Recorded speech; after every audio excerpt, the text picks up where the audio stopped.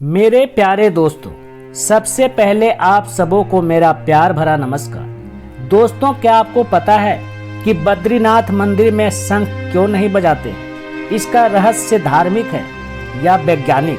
आज हम इसी टॉपिक पर चर्चा करेंगे। काफ़ी इंटरेस्टिंग टॉपिक है, इसलिए वीडियो को बिना स्किप किए अंत तक जरूर देखिए और वीडियो पसंद आए तो लाइक, शेयर और सब्सक्राइब करना ना भूलें। तो चलिए देर ना करते हुए टॉपिक पर आते हैं। दोस्तों, सनातन धर्म में पूजा पाठ के दौरान शंख बजाने का विशेष महत्व है। यही नहीं, किसी भी शुभ काम को शुरू करने से पहले हिंदू धर्म के अनुयायी शंख जरूर बजाते हैं। साथ ही शंख बजाने के बाद उसमें पानी डालकर पुरोहित पवित्रीकरण मंत्र का उच्चारण करते हुए सभी दिशाओं और मौजूद लोगों पर जल छिड़कते हैं।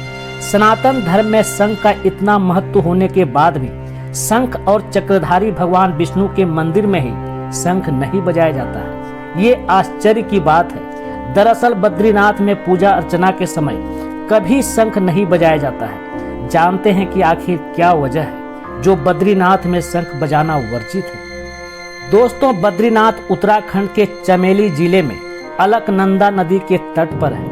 भगवान बद्री विशाल को पंच बद्री में पहले बद्री माना जाता है। इस मंदिर का निर्माण 7वीं से 9वीं सदी में होने के प्रमाण मिलते हैं। मंदिर में भगवान बद्री नारायण की 1 मीटर लंबी शालिग्राम से बनी मूर्ति स्थापित है। मान्यता है कि इसे आदि गुरु शंकराचार्य ने 8वीं शताब्दी में नारद कुंड से निकालकर स्थापित किया था। सनातन धर्म के अनुयायी की भगवान बद्री विशाल में बड़ी आस्था है।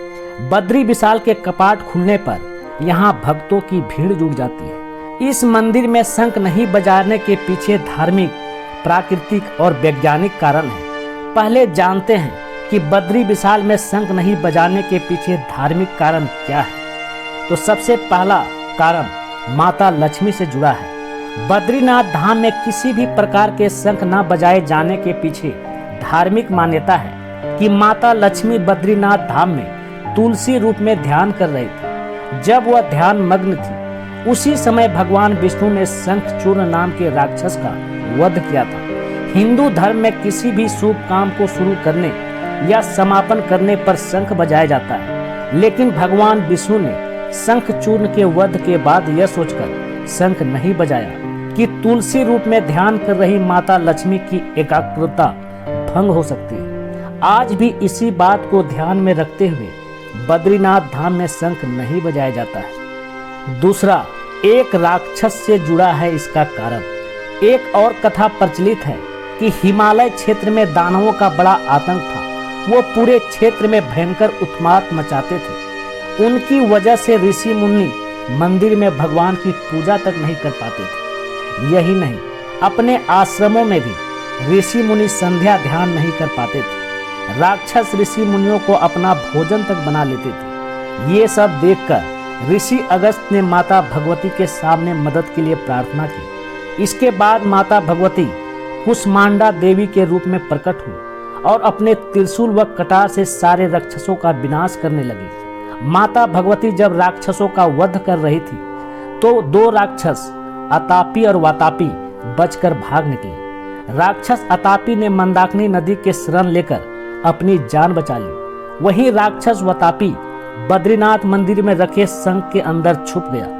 मान्यता है कि अगर शंख बजाया जाएगा तो वातापी राक्षस बाहर निकल जाएगा, इसलिए आज भी यहाँ शंख नहीं बजाया जाता है। तीसरा, वैज्ञानिक और प्राकृतिक कारण।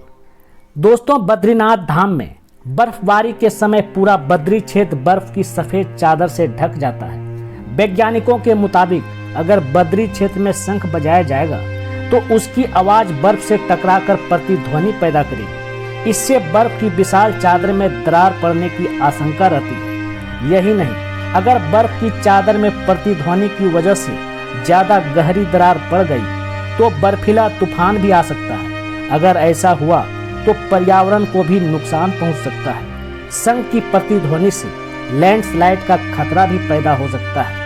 इन सभी बातों को ध्यान में रखकर भी बद्रीनाथ में शंख नहीं बजाया जाता है। दोस्तों, बद्रीनाथ मंदिर में शंख न बजाए जाने के यही मुख्य कारण है। अगर आपके नज़र में कोई और कारण है तो कमेंट करके जरूर बताइए।